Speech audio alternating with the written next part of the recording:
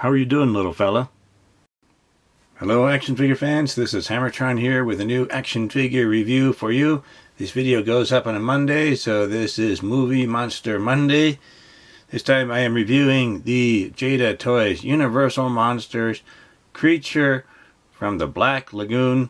This action figure was released in 2021. I bought it in 2023. Here it is in a nice window box where we can see the action figure and the accessories that it comes with. Here's the front of the box. Here is the top with a little window and a hook to hang it on a peg. The window lets in some more light, so that's very nice. Here is the bottom with some manufacturing information. Here is one side with the pictures of the Universal Monsters, and the window wraps around to the side. Here is the other side, a picture of the creature from the Black Lagoon in the back, with a cross out showing the other action figures in this way, plus some general information down there. I will open this up and review the action figure in just a moment. How are you doing, little fella?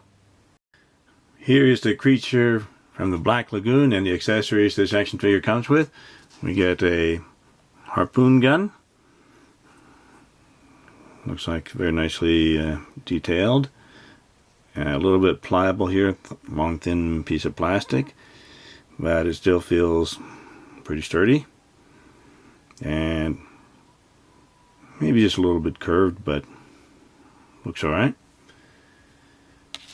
We also get an extra head, a more calm expression compared to the one that's on the body. So that looks nice. A little peg hole on the bottom there to plug into the peg on the neck. We get a left gripping hand, although this cannot really hold the harpoon gun. Well, kind of fits, but that'll work. There's a little peg here, small peg, and a little hinge, and that works. So that's pretty good. We have a bony hand. This does not plug into the body. It's just an extra bony hand. So I haven't seen the movie, so I'm not sure what this is in reference to. And we get a net. Pretty soft here. Nice big net here.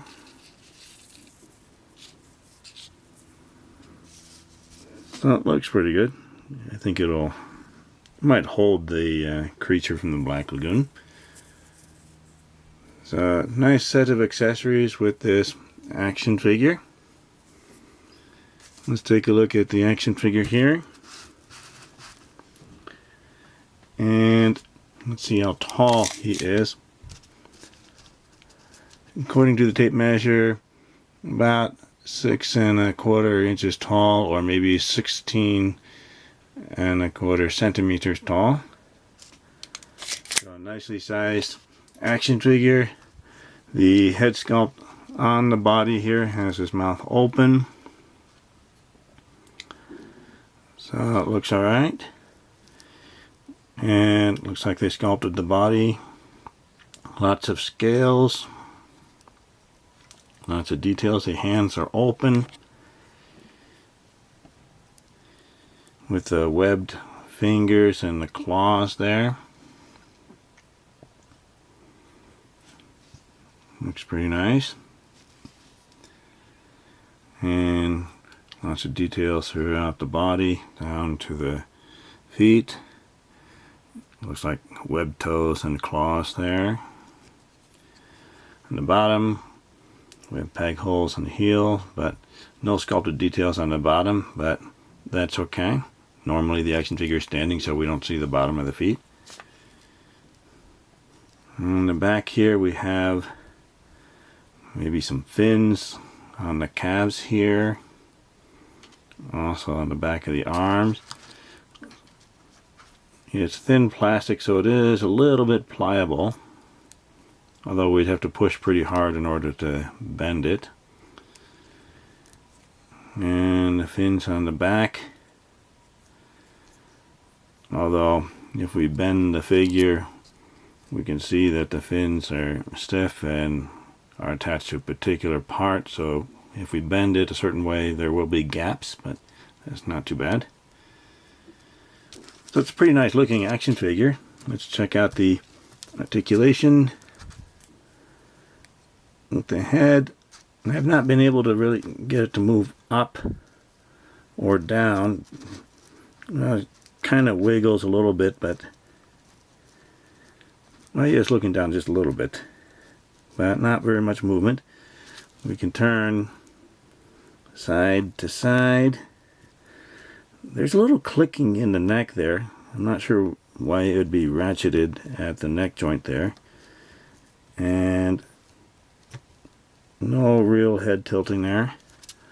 At the shoulders, it does not look like there's any butterfly joints, no butterfly joints. But we can move the arms up. This side moves pretty easily. This side right out of the package was very stiff. Let's see. There we go. Very tight ratcheted joint there, so very stiff. It's a little looser now, but that was pretty scary at first. But that's as far up as we can go there. So this side moves easily. This side, pretty hard. Now I want to be careful not to use too much leverage. There we go. So that's still pretty stiff there. We can go up. We could probably go a full 360 if we move the arm out a little bit, but this part here is interfering with the articulation of the arm, so we can't really get it to go very far. But that is working a little bit. We have an we have a bicep cut here, so that is working. And this one is working. We have double jointed elbows. So yes, he can touch himself in the head there. This one, this upper joint was very stiff at first, and when I finally got it to move, it was a loud snap, and that was certainly scary, but it seems to have loosened it up, so it will articulate now. And he can touch his head, so that's pretty good. And at the wrist, we can turn the wrist, and there's a little hinge there, so that is working. Same thing on this side, we can turn it, and a little hinge, so that is working. We have an upper diaphragm cut here.